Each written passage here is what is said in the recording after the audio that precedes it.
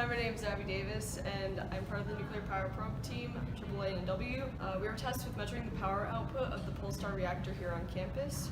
We did this by measuring the intensity of the Cherenkov radiation. Cherenkov radiation is blue light that is emitted by the reactor after it surpasses the 100 kilowatt power level. Because the light intensity of this Cherenkov radiation is directly proportional to the power output of the reactor, we could use a sensor that would measure the light intensity and convert that to voltage. We would find the constant, and then we would use that constant to convert the voltage to the power level.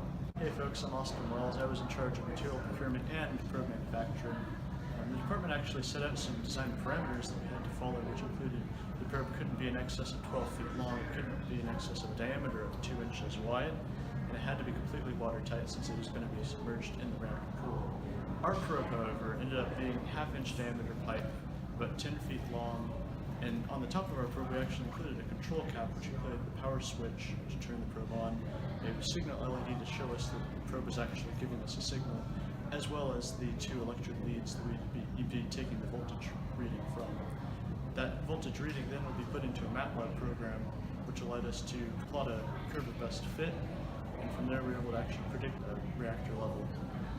As far as the sensor was concerned, we used a 2x2 photodiode array, which basically means we had 2 photodiodes in series, and then those 2 channels were in parallel, which allowed us to produce double the voltage that we normally would be able to produce with 1 photodiode, as well as taking the average current reading across the 2 channels, which is pretty handy because it allows us to have a more accurate reading.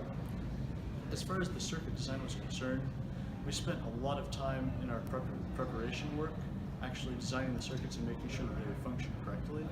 And ironically, the thing that held us back time-wise was shipping, which ended up being delayed because of weather. Hey, my name is Austin Daugherty. I was the programmer for this project, but today I'm going to be talking about the challenges that we face. We had 2 main challenges. First, finding the right photodiode. There's so many different types of photodiodes out there on the internet that it was a challenge to find out exactly which one we needed. We just did a lot of research to fix this problem. Also, we had a problem with the resistance in the wires in the probe.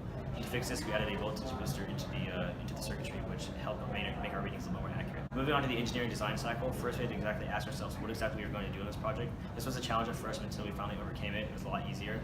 Then we moved on to the imagine phase, where we thought of multiple different things we could do. Possibly we did this multiple times a week as well, to figure out what exactly we were going to do. They made the plan what we were going to do, or Will and I made multiple designs and sketches, of course, to find out what exactly our most plausible and efficient design was.